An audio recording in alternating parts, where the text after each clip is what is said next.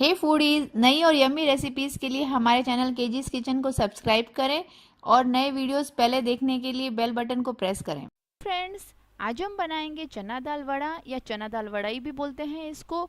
ये बहुत ही हेल्दी और बहुत यमी रेसिपी है क्योंकि दाल के साथ में बनती है, चना दाल के साथ में, तो ये प्रोटीन पैक रेसिपी है।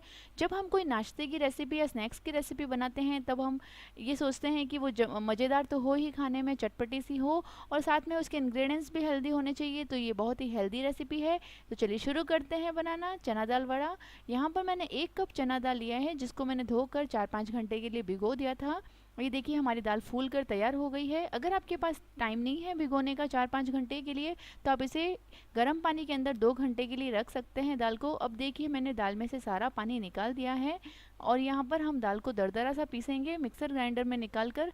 तो यहाँ पर मैंने सारी दाल को मिक्सर ग्राइंडर के अंदर डाल दिया है। दरदरा से मेरा मतलब है कि जब दाल को पीसेंगे तो उसके अंदर थोड़े से टुकड़े रहने चाहिए दाल के, और दाल के टुकड़े जब मुंह में आते हैं फ्राई होने के बाद तो बहुत ही अच्छे से लगते हैं। यहाँ पर मैंने 2 हरी मिर्ची डाली है, धनिया पत्ती डाली है और यहाँ पर 1 बड़ा चम्मच मैंने अदरक को घस के डाला है।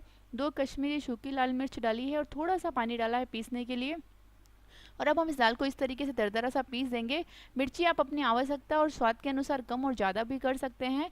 यहाँ पर देखिए हम दाल को एक बाउल के अंदर निकाल देंगे। अगर आपको लगता है कि आपकी दाल पीसने से थोड़ी पतली हो गई है तो आप इसमें थोड़ा सा बेसन मिला सकते हैं, लेकिन अगर पानी कम डालेंगे तो दाल अच्छी सी स्मूथ सी बनेगी। और यहाँ पर हम दाल को बाउल में निकाल देंगे और अब मैंने इसके अंदर 1 बड़ा प्याज चॉप करके डाला है।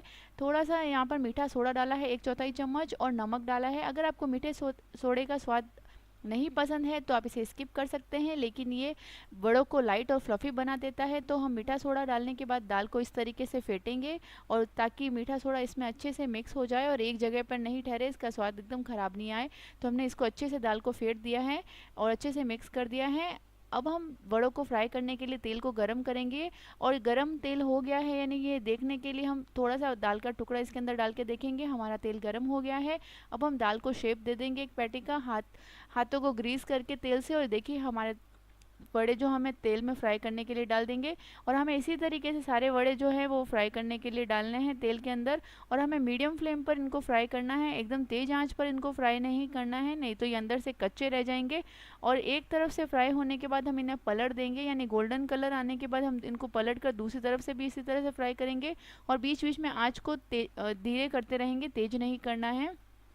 ये देखिए हमारे चना दाल के वड़े तैयार हो गए हैं और ये कलर में कितने अच्छे, एकदम इनका अच्छा सा टेक्सचर आया है। तो ये बहुत ही यमी और हेल्दी रेसिपी है। आप इसको कभी भी बना सकते हैं, सुबह सुबह के नाश्ते में, लंच के टाइम पे, या फिर इवनिंग स्नैक्स में चाय के साथ में। ये बहुत ही यमी रेसिपी है और घर में मिलने वाले इंग्रेडिएंट के साथ जल्दी ही बन जाती है ये रेसिपी।